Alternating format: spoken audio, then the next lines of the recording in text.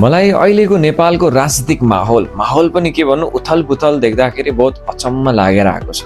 अब किन भन्नुहुन्छ भने वास्तवमा राजनीति चाहिँ त्यो व्यक्तिले गर्ने हो जोसँग चाहिँ लिडरसिप क्वालिटी हुन्छ, लिडिङ क्यापासिटी हुन्छ र एक्चुअलमा लिडर चाहिँ त्यो जोसँग भिजन हुन्छ, डिसिजन मेकिङ क्यापासिटी हुन्छ, आफ्नो इमोसनलाई कन्ट्रोल गर्न सक्ने क्षमता हुन्छ, रिजेक्सनलाई ह्यान्डल गर्न सक्ने क्षमता हुन्छ र पिपुललाई म्यानेज गर्न सक्ने क्षमता हुन्छ। त्यसलाई चाहिँ हामीले लिडर मान्ने हो। त्यस्तो व्यक्तिले चाहिँ वास्तवमा राजनीति गर्ने हो।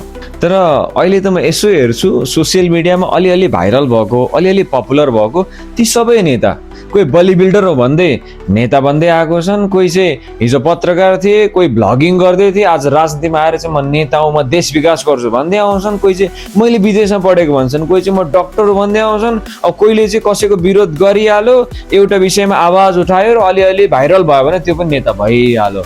हामी जसलाई पायो त्यसलाई नेता बनाइहाल्छौँ। त्यही भएर हामीले चाहिँ कहिले पनि सच्चा नेता चाहिँ पाउँदैन के। हामीले दुःख पाउनु कारण चाहिँ हामी आफै हो के। हामी जसलाई पायो त्यसलाई नेता बनाइहाल्छौँ। एक्चुअलमा नेता धेरै बोल्न जान्ने पनि नहुन सक्छ क्या, भाइरल पनि नहुन सक्छ, पपुलर पनि नहुन सक्छ। धेरै बोल्ने व्यक्तिले विकास गरिहाल्छ भन्ने लाग्छ क्या हामीलाई चाहिँ।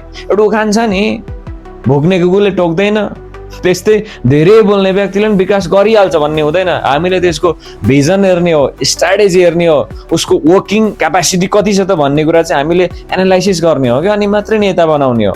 त्यसैले म सबैजनालाई के भन्छु भने नेपालको आम सिटिजन्स, आदरणीय आमा बुवा तथा दाजुभाइ दिदीबहिनीहरू सबैजनालाई म के भन्छु भने जसलाई पाए त्यसलाई नेता नबनाइहालौँ। दुःख भोलि हामीले पाउँछौँ।